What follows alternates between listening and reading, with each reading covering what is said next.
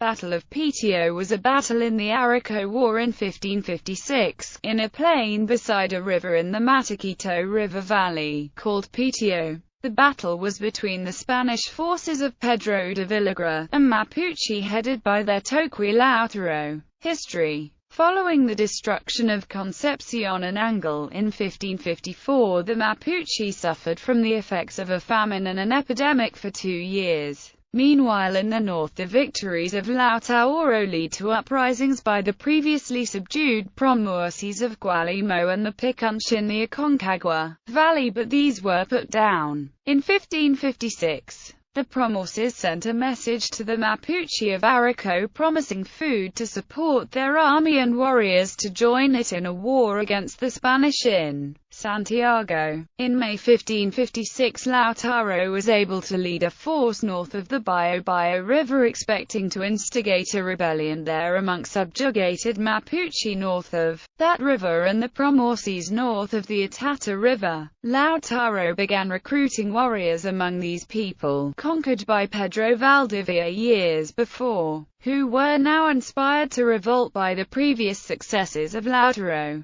Lautaro led his force of Mapuche to the north towards Santiago. After crossing the Mall River, he encamped near modern Tena, at a place called Peteo. But when he entered the places subject to Santiago, he began taking reprisals against the Promocies who refused to join him, doing great damage in depopulating the land. Spanish and Indian refugees fled to the city for aid and protection. After he was victorious over the first probe from Santiago of 20 Spanish horsemen under Diego Cano, Lautaro built an earthen fort around his camp, flooding the land around it to hamper the Spaniards from attacking it. Later a larger force under Pedro de Villagra sent from Santiago clashed with Lautaro's army in and around their fortress in Peteo over a few days, killing 500 of their number for the loss of 2 Spaniards, but were not able to take the position. However, the losses in the battle and the approach of Spanish reinforcements persuaded Lautaro to retire towards the Mall River with the intention of establishing himself there. However, a Spanish cavalry detachment under Juan Godinez caught and nearly destroyed a detachment of his army there, persuading Lautaro to move further south beyond the Atata River to recover his strength. Additional information. References: Viva, Chronica, Capítulo CXXIX. The location of this battle is uncertain and sometimes confused with the place on the Mataquito River where Lautaro was killed in 1557. His fortress of Peteo, built in 1556, was located near Tena, 20 leagues from the city of Santiago, according to Jerónimo de Viva. Crónica y Relación Copiosa y Verdadera de los Reinos de Chile, Capítulo CXXVIII. A soldier in this campaign under Juan Godinez, Alonso López de la Regada, involved in the campaigns against Lautaro, refers to the 1556 fortresses, Peteo, and the camp where Lautaro was killed as Mataquito, and also refers to Peteroa Mataquito as separate places. Lobera does not give a place name to the location of the 1556 fortress. He does call the place of the 1557 battle he took part in as being at the Lugar de Mataquito, Capítulo LV. Marmoleo gives no place names to either location. Viva, Chronica, Capítulo CXXVII. Viva, Chronica, Capítulo CXXVIII. Viva, Chronica, Capítulo CXXVIII. José Toribio Medina, Colección de Documentos Inéditos, IV, Información Descenidos de Alonso López de la Regada. Vecino de la Ciudad de Santiago de Chile, 20 de junio de 1579. De Villagra, Chapter 54.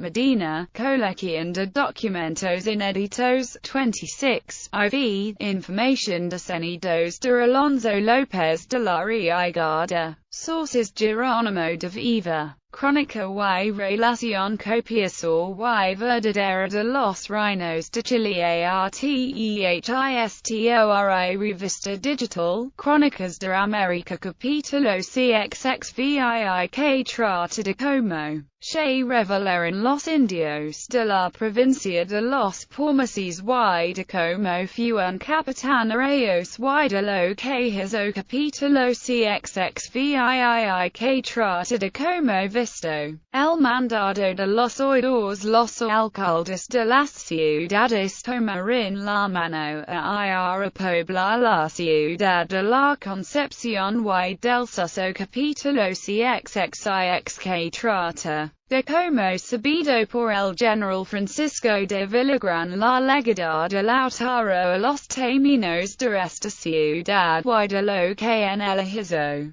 Document Collections Incomplete Texts. Chronicles 22. De cómo vino de el audiencia de los reyes Provido Villagra por corregidor de todo el reino, y de lo que hizo José Toribio Medina, Colección de Documentos Inéditos para la Historia de Chile, tomo 26. IV, Información descenidos de Alonso López de la Riaigada, vecino de la ciudad de Santiago de Chile, vols. 6-7 published by IMPR. Y Encuadre Nacido Barcelona, v. 8-30 by IMPR. El Severiana, 1901. Marino de Lobera, Pedro, Crónica del Riendo de Chile. Escrita por el capitán Pedro Marina de Lobera, reducido a nuevo método y estilo por el padre Bartolomé de Escobar. Edition digital a partir de Crónicas del Reino de Chile, Madrid, Atlas, 1960, pp. 227-562. Biblioteca Virtual Miguel de Cervantes Capítulo Live. Como el capitán Lautaro fue acute sobre la ciudad de Santiago con un copioso ejército y tuvo dos batallas con los capitanes Diego Cano y Pedro de Villagra. Capítulo LV. De la batalla que el general Francisco de Villagra y los capitanes Alonso de Escobar y Juan Godínez dieron a Lautaro, donde perdió la vida, en el Valle de Mataquito. Carvalho y Goyeneche, Vicente, Descripción Histórico-Geografía del Riendo de Chile, University of Chile. Document Collections Incomplete Texts. Chronicles, tomo I, capítulo 33. Se resuelve Lautaro a rendir la ciudad de Santiago. Corporación repite el asedio de la Imperial y Valdivia. Villagra Virginia a su socorro. Murió Lautaro en su expedición.